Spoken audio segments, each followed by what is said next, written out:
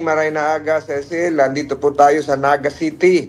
At ngayon ay medyo mainit-init na rin dito at papunta po tayo mamaya ng Baaw, Camarines Sur at saka sa Pili at maging dito na rin po sa Naga pa sa maraming events. So mainit dito at kagaya po dyan sa Metro Manila. Bumabati tayo ng isang magandang umaga sa ating po mga taga-subaybay sa Usapang Tol. Oo nga, Sentol, kahit ganito pa kaaga, ramdam mo na yung init ng panahon, no? Actually, kahit sa gabi, maalinsangan pa rin, Dito mainit. Pero ang sinabi nila, nung isang araw daw, medyo umambon-ambon dito sa Naga City. Okay. Maigi-igi naman, Sentol. Ngayong araw, Sentol, kahapon, ayon dun sa datos ng Pag-asa, 23 lugar pala yung nakaranas po ng dangerous level na heat index. Yan po ay batay sa tala ng Pag-asa. Pinakamataas pa rin po yung... Medyo malungkot na balita sa Pili, Camarines Sur, na balitaan ko kagabi, 3 po ang nasawi. Naku. Dahil sa heat stroke. Mga empleyado po ng pamahalaan lokal. Malalaman ko nga kay Mayor mamaya. Mga nasa field daw sila nung isang araw. Ayun. Yung mga sa mga engineering offices nila na talaga nainitan. So 3 po nung nakaraang mga araw ang... Ito lang, ngayon ko lang nabalitaan kasi ngayon lang ako may nabalitaan na namatay na sa heat stroke at dito po yun sa Pili, Camarines Sur. Dapat pala malaman din natin ano ba yung meron bang advisable time lang na pwede ka mabilad sa ilalim ng araw pagka nagtagal pa ng ganong oras. Yun na nga Kung natatandaan mo nung MMDA chairman tayo, meron tayo nagpauso ng heat stroke break. Yung mga nagwawalis natin sa kalye, pag 1:30 hanggang 2:30, break muna, inom muna ng tubig, sisilong-silong. Ganon din yung mga traffic enforcer. So, ganito po siguro yung nangyari doon sa Pili, nasa lampas po sila. At hindi pa ito nauulat, hindi pa ito lumalabas sa balita, pero kumpirmado ito. Naku, yan ay kailangan seryosohin na, Sentol, talaga yung babala ng ating mga otoridad at yung ng Department of Health, talagang pagka ganitong kainit ang panahon. Kasi, Sentol, parang painit kasi ng painit kada taon yung nararanasan nating summer na pinalala pa nga po. Kaya nga yung pagpanayam natin kay Secretary Solidum kahapon, ini-insist natin yung patawag na heat wave. Kasi sa Thailand, 42 degrees lang pala, heat wave na. Tayo nagpo-48 na tayo, nagpi-52. Tayo pa rin nilang tawaging heat wave. Yun, para mas maging malinaw sa publiko, no? Yung yes, kasi yun ang international name. Ayan, dahil dyan sa ibinalita mo sa amin, Sentol, breaking news yan. Yang 3 namatay dahil sa heat stroke dyan sa Camarines Sur. Mamaya bigyan mo kami ng karagdagan detalye or siguro sa Lunes, Sentol. Sa Lunes na, para makuha ko yung detalye, makakausap ko mismo si Mayor mamaya mga alas 9 pa ng umaga yon. Yan, Sentol. At yung ating mga kababayan ay pwede po mag-participate sa ating talakayan ngayong umaga. Yes, at dito rin po sa Naga ay nagkaroon ng bagong installation ng bagong arsobispo. May bagong arsobispo po para sa 100 years ng Peña Francia. Ito po yung Archbishop of Cáceres, si Bishop Alarcon, Rex Andrew Alarcon. At nakaharap din natin kahapon dito sa Naga City. Kaya mamaya, Cecil, magpapaalam tayo ng kaunti at medyo pupunta po tayo sa Baaw, Camarines Sur para inaugurate yung ating pinagawa doon na municipal Sangguniang Pambayan building. Ayan. Actually, Sentol, ang ating mga kapanayam ngayong umaga, 2 yung naka-line up sa atin. Isa from DTI, yung isa po from DSWD. Siguro may isa doon atin ang maihilera ng mas maaga after the headlines para makadirekta nyong makapanayam, Sentol. Parehong mahalaga itong 2 ahensya na ito ng gobyerno, lalo na yung DSWD, Sentol, dahil yan yung direktang abala ngayon sa pamahagi na ayuda sa mga apektado po ng tagtuyot. Samantala, sa mga oras na ito, puntahan na po natin. Andito na ba? Andito na pala, Sentol, si Assistant Secretary Amanda Marino Grales ng Department of Trade and Industry Consumer Protection Group. Nasa linya na po na ating komunikasyon, Sentol. Uuna ako kasi mamaya Sentol, go ahead. Magandang umaga, Asek. Magandang umaga, Asek. Hello po, magandang umaga. Kamusta po kayo? Yes, nandito po tayo sa Bicol ako, si Senator Tolentino po. Ito, diretsong tanong ko, yung panukala ako kahapon, itong duration ng El Nino, pwede ba magkaroon tayo ng price freeze even though there is no declaration of a national state of calamity or emergency? Sang-ayon sa umiiral na batas. Opo, ang gusto ko lang po i-point out, pwede po yan, sir, no? Pero kasalukuyan po, meron na po tayong Price Act. Under the Price Act, Yes, kapag oo. meron po tayong Alin declaration ng state of calamity, matik na po na nagkakaroon po ng price freeze para po sa mga basic necessities. Talaga ba? Pero Asek, Opo. parang doon sa Price Act, kasi yung mga kasunod nila na yung mga provisions, parang kailangan po ng national declaration kasi sinasabi ng mga local government officials, ito sa El Nino, localized yung declaration ng state of calamity, hindi naman nila na-enforce, hindi nila na-enforce yung price control at doon sa price kailangan po siguro correct me if I'm wrong, yung national declaration of a state of calamity kahit doon sa mga walang deklarasyon pa mga local government units. Yes, tama po yan. So yung kasalukuyan po, yan po yung nakita nating butas sa current provisions, no? Na maganda po dun sa panukala ninyo. Kasi ngayon po, nag-aantay po tayo na magkaroon po ng declaration ng state of calamity, Yes. state of emergency. Pero yung nasabi niyo po, sir, maganda po yan kasi nga, minsan, aantayin pa natin bago magkaroon ng matik na price freeze. Samantalang yung mga tao, nahihirapan na rin po sa presyo ng mga Correct. Opo. So, pansamantala, anong pwedeng gawin? DTI o hintayin natin yun? Kasi mahaba-haba pa ito hanggang end of the month pa ata itong El Nino. Medyo talaga malaki ang epekto lalo sa mga magsasaka. Talagang iba't iba yung presyo. Gaya dito sa Kamsur, iba't iba rin yung presyo ng gulay at ng baboy at ng manok.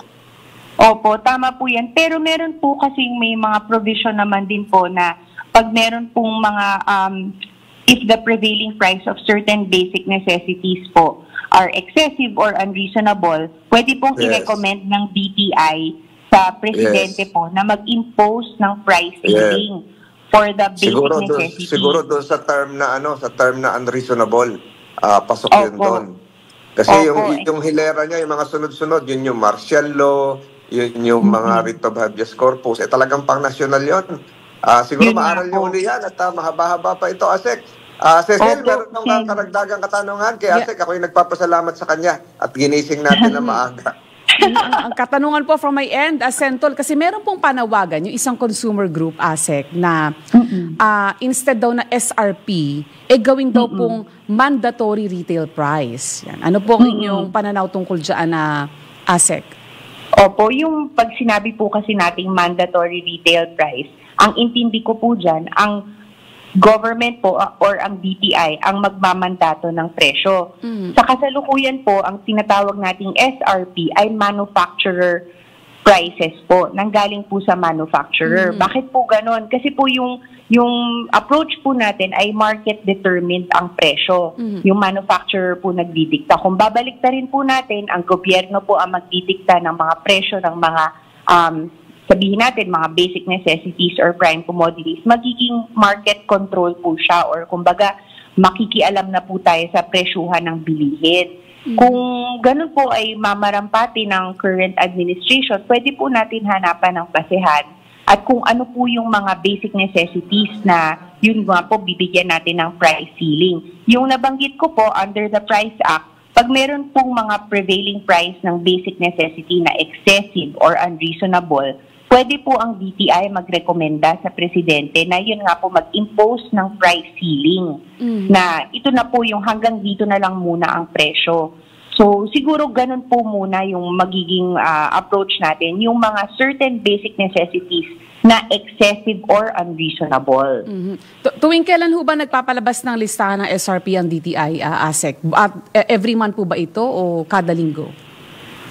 Nung nakaraan po, ang pag-publish po natin ng SRP, dahil for the information and guidance po siya ng ating mamamayan, around mga every quarter po. Pero po ngayon po, hindi pa po tayo nagpa-publish ngayong taon dahil naghihintay pa po tayo ng abiso sa mga manufacturers kung effective na po sa storefront, sa mga tindahan, yung mga hinihingi po nilang price adjustment. Kung maalala po nila, si Secretary Pascual po, nakiusap po siya late last year, no, fourth quarter of 2023 hanggang ito nga po, ngayong araw po, magkakaroon po ng pagpupulong si Secretary Pascual at ang mga manufacturers at retailers. Patuloy po siyang nakikipag-usap sa mga manufacturers kung paano po mapababa or makontrol muna ang pagtaas ng presyo ng mga bilihin. Kasi nga po, ngayon po na kinakaharap natin yung inflation, medyo mataas po, no? So, yan po yung efforts po namin, nandyan po nare-reflect na medyo hinay-hinay po muna ang pagtaas ng presyo ng mga bilihin. Pero sa monitoring nyo po, talagang at least yung mga basic necessities, ASEC, talagang nagtaas ho, ano? Sa monitoring po namin, wala po kaming nakikita na lumalabag po sa sinabi nating suggested retail price for basic necessities and prime commodities so far. Pag meron pong lumabag, yun nga po, sumusulat tayo sa retailer, kinakausap natin kung bakit nagkakaroon ng hindi pagsunod dun sa nakapaskil na suggested retail price. Pero so far, ma'am, most retail stores compliant naman po dun sa nakapaskil natin na SRP bulletin. Okay. Maraming salamat, ASEC. Sentol? Ay, maraming salamat, Asek. Salamat sa pagtugon na maaga. Siguro yung gap na napag-usapan natin kanina, isama niyo sa pagpupulong yon kasi napakahalaga nun, lalo ngayon yung El Nino. Maraming salamat, Asek. Opo. Sentol, salamat po sa suggestion. Sana mapagbigyan niyo ulit kami. Always, Sentol. Salamat po sa suggestion niyo. Ayan po si Salamat. ASEC. Narinig po natin ang masipag na Assistant Secretary ng Department of Trade and Industry. Ang oras po natin, alas 6:17 ng umaga. Sentol. Mamaya po magpapaalam tayo, Cecil. Oo, Sentol, dahil tayo ng bahaw. nasimulan na rin natin naman sa DTI, Sentol, yung presyo ng mga bilihin, yung kanilang ginagawang monitoring. Siguro, idiretso na natin sa palengke price monitoring para rekta na, Sentol. Mag-interview muna. Kailangan malaman mo na ang mga presyo sa labas sa Palengke Report. Yan si Maring Alexa Avila, Sentol, ang ating palengke reporter ngayong araw. Naroon po siya sa Bambang Public Market. Sa Maynila ba ito? Good morning, Alexa. Hi, good morning. Magandang umaga, Senator Tol at Ms. Cecil, lalo na sa mga tagapakinig natin sa Usapang Tol dito sa DWIC. Andito tayo ngayon sa Bambang Public Market dito sa Manila para mag-update sa presyo ng mga pangunahing bilihin. Sa karne, ang lomo ay nasa 420, pati na rin ang liempo, buto-buto 360, kasim 380, atay 220. Ang manok naman dito nasa 240 pesos. Sa gulay naman, ang sibuyas ay nasa 140, ang bawang nasa 250, yung kamatis nasa 80 to 100 pesos. Depende na lang din sa pinagkukuhanan ng mga tindera dito ng gulay. Yung talong naman nasa 100 pesos. Ang repolyo at bagyo pechay ay nasa 80 pesos. Sa isda naman, ang galunggong ay nasa 260, bangus 180 to 240 pesos. At ang tilapia naman ay nasa 130 pesos. Sa bigas naman, iba-iba ang presyo, maraming pagpipilian ng mga mamimili. Merong nasa 53 pesos hanggang 70 pesos. Senator Ms. Cecil. Ayun. Ay sino naman ang mapalad nating nanalo ng token natin, mga Sentol token? Senator, kasama natin si Tatay Melesio Castro po. Anong tinitinda mo, Tatay? Tatay, ano po tinitinda natin? Tatay, Senator Tolentino po ito. Ano po ating tinitinda? Anong pinita? Baboy lang po. Tsaka manok. Aba po. Karne.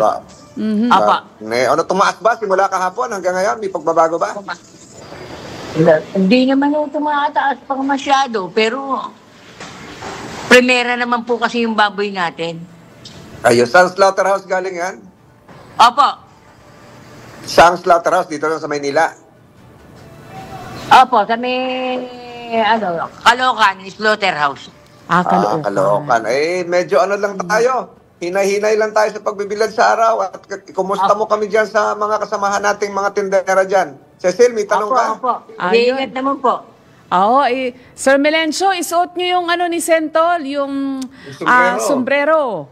Yan, lalo na kung lalabas kayo, yan ay mainam na panangga sa init. Nag-iingat naman po, hindi naman po kami palalabas sa dito lang, sa hagdanan ng palengke. Oo, yung... Ayun. At mamaya, pahinga ng konti at maaga kayo pumupunta dyan. Ang oras ka dumating dyan, tatay? Alas 4 po. Ako, aga. Tulog pa. Tulog pa yung marami. Para makakuha ng magagandang baboy, para maibenta sa mga suking maseselan. Ayun. Salamat sa masisipag natin mga tindero dyan sa Bambang Market. Kumusta mo na lang si Senator Tolentino po ito? Cecil, wala ka nang tatanong. Okay na po, Sentol. Maganda ang ngiti ni Sir Melesio, ha? Yun na nga. Mamaya, maubos yung tinda niya. Salamat din, Alexa. Salamat sa mga taga-Bambang Public Market. Ayan. At Sentol, ito, sa punto pong ito, atin na pong puntahan ang ating mga headlines. Ang balitang ito ay hatid sa inyo ng Fuji Denso Home and Commercial Appliances, where you get reliable, durable, and energy-saving products. Upgrade your usual appliances to Fuji Denso HD Inverter Appliances. Fuji Denso, quality above all. Upgrade your home, upgrade your business with Fuji Denso, quality above all. Ang balitang ito ay hatid sa inyo ng M. Luwilier. Basta kwarta padala, mag-M. Luwilier na. Lahat sigurado. Ang balitang ito ay hatid sa inyo ng Technogas Technique Kitchen Appliances. Technogas Technique is available in appliance stores nationwide. Furnish your kitchen with Technogas Technique Appliances. Technogas Technique, your cooking partner. That's the Technogas Technique. mga malalaking balita. Pinag-uusapan mga balitang bagong-bago.